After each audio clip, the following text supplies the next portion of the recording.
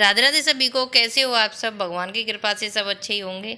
तो आज मैं सुबह ही सुबह लग गई हूँ यहाँ पे कुछ निकालने के लिए। और निकालना क्या है, मुझे आज चादर निकालनी थी ओढ़ने वाली, क्योंकि आजकल हो रही बारिश पड़ रही है ना, तो ठंडा मौसम हो रहा है।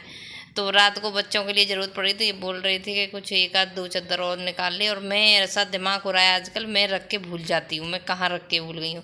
बस सुबह से ही मेरा कम से कम 1-1.5 घंटा ऐसे में ख़राब हो गया आज, कि मैं कहाँ रख के भूल गई। उसी में ढूंढने लगी पड़ी हूँ, मुझे ध्यान नहीं आ रहा बिल्कुल। और दोनों तीनों बेड अपने ने मैंने खकोर मारे।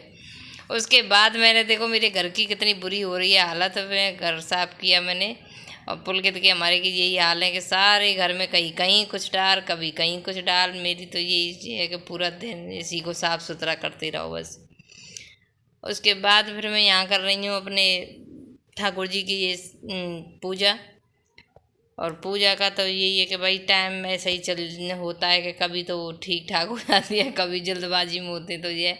पर ये हाँ, मेरा ये है कि नियम से करती ज़रूर हूँ। मेरा पूजा का नहीं छूटा। जिस दिन पूजा ना करूँ उस दिन मेरे को ऐसा लगने लगता है जैसे मेरा कोई बहुत ही ज़रूरी काम छूट गया आज मेरा।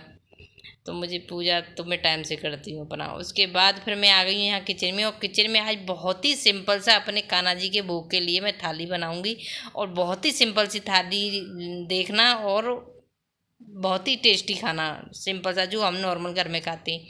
तो मैंने लिया यहाँ पे एक पत्ता गोभी, और पत्ता गोभी आधी थी मेरे पास, उसमें से भी आधी मैं कसूँगी। इधर मैंने अपने जितना मुझे ज़रूरत है उतना आटा ले लिया है। जितने आपके घर में सदस्य उस हिसाब से आटा ले लीजिए। और पत्ता गोभी को धो के कस के और धो के इसी में आटे में मिला लीजिए।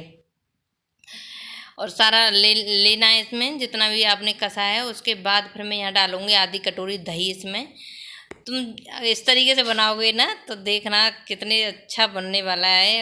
ये समझ लो बच्चे 2 की बजाय 4 खाने वाले हैं। इसमें थोड़ा सा डाला मैंने मोमन, थोड़ा सा नमक, थोड़ा सा मिर्च, और थोड़ी सी डाली है हींग। और उसके बाद मैं डालूँगी इसमें 1 चम्मच जीरा, क्योंकि जीरा ऐसा है ना जिसे बहुत तो बोलते हैं इस चीज़ को कि भाई गैस बनती है या पेट से खराब होता है। तो जीरा इस काम के लिए बढ़िया रहता है कि कोई ना पेट खराब ना। और ये है ना इसमें मोमन पड़ा है थोड़ा सा, तो दिक्कत हो भी सकती है। पर जीरा इसीलिए डाला जाता है इसमें कि कोई किसी को दिक्कत ना हो, को अच्छे से चाहे बच्चे खाएं चाहे बूढ़े कोई भी खाएं। तो उसके बाद मैंने यहाँ पर लगा दिया है फटाफट से आटा लगा के रखूँगी थोड़ा सा 10-15 मिनट के लिए, क्योंकि ये लग के जब तक मैं रोटी बनाऊँगी तब तक ये थोड़ा अच्छा हो जाएगा। उसके बाद फिर मैं यहाँ पे करने लग गई थी शुरू अपनी बनाने के लिए। मैं बनाऊँगी इसके पराठे। पराठे भी बना सकते हैं, पूड़ी भी बना सकते हैं, लेकिन यही है कि पूड़ियों का ऐसा ही रहता है, कभी कुछ बनता ही रहता है तो बच्चे परेशान से हो जाते हैं। तो मैंने सोचा चलो पराठे बनाती हूँ। तो मैं बता तो रही हूँ आज सिंपल सी थाली बनाऊंगी। थाली बहुत ही प्यारी सी है, ये समझ लो देख के मेरा बेटा तो बहुत ही खुश हो गया कि सच में मम्मी आज बहुत ही सिंपल सोबर था। और खुश हो गया सबसे ज़्यादा मेरे कन्हैया जी, उनके लिए मैंने थाली बनाई है आज, उन्हीं के हिसाब से जो मुझे कान्हा जी को मेरे को भोग लगाना है मुझे। तो यहाँ पे बन के हो गए मेरे पराठे तैयार फटाफट से। और इतना नरम इतना सॉफ्ट, क्योंकि भाई दोनों चीज़ें हैं इसमें, दही भी डाली हुई है मैंने और मोमन भी डाला हुआ है। तो फटाफट देखो बन के हो गई मेरी थाली तैयार। थोड़े से रखे मैंने इसमें चावल और मटर आलू की सब्जी और रायता और अचार और पराठे।